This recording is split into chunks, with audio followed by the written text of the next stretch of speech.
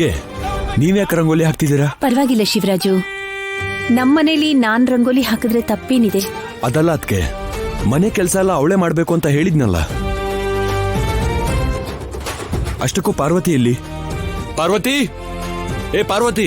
ಅವಳಿಗೇನೋ ಮೈಕೈ ನೋವು ಅಂತ ಹೇಳ್ತಿದ್ಲು, ಅದಕ್ಕೆ ಸ್ವಲ್ಪ ಹೊತ್ತು ವಿಶ್ರಾಂತಿ ತಗೋತಿರ್ಬೇಕು. ಅದು ದುಡ್ಡುಗೋಸ್ಕರ ಆಸೆ ಪಡೋದಕ್ ಮುಂಚೆನೆ ಇರ್ಬೇಕಿತ್ತು. ಮಾಡೋದ್ನೆಲ್ಲ ಮಾಡ್ಬಿಟ್ಟು ಈಗ ಹೊಟ್ಟೆ ನೋವು ಕೈ ನೋವು ಅಂದ್ರೆ ಸುಮ್ನಿರ್ಬೇಕಾ? ಪರವಾಗಿಲ್ಲ ಬಿಡು ಶಿವರಾಜು, ಮನೆ ತುಂಬಾ ಜನಗಳಿರುವಾಗ ಯಾರಾದ್ರೂ ಒಬ್ರು ಕೆಲಸ ಮಾಡಿದ್ರೆ ತಪ್ಪೇನಿದೆ ಹೇಳು? ಆಗಲ್ಲ ಅದ್ಕೆ, ಈ ಸಲ ಅವಳು ಕೆಲಸ ಮಾಡ್ಲೇಬೇಕು. ಪಾರ್ವತಿ, ಪಾರ್ವತಿ!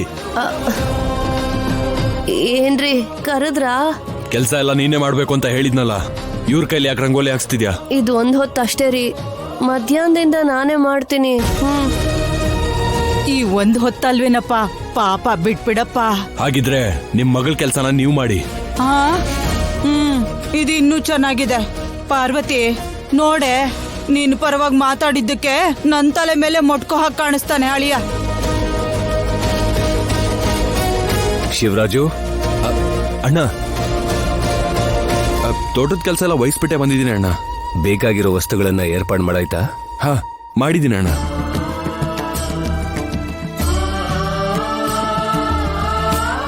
ದೊಡ್ಡಪ್ಪ,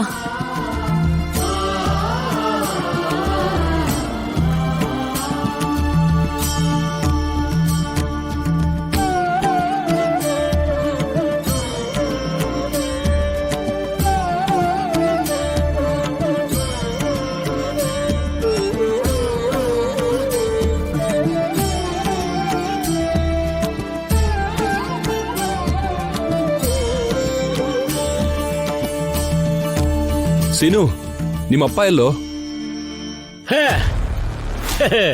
ಅಲ್ಲಿ ಅಪ್ಪ ಇವಾಗ ತಾನೇ ನಿದ್ದೆಯಿಂದ ಎದ್ದು ಬರ್ತವ್ರೆ.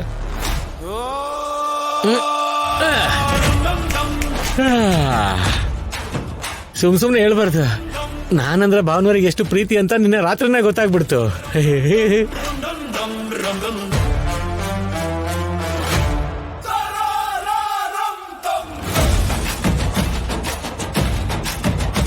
ರಾತ್ರಿ ಏರ್ಪಾಟು ಸಾಕತ್ತಾಗಿತ್ತು ಶಿವರಾಜು.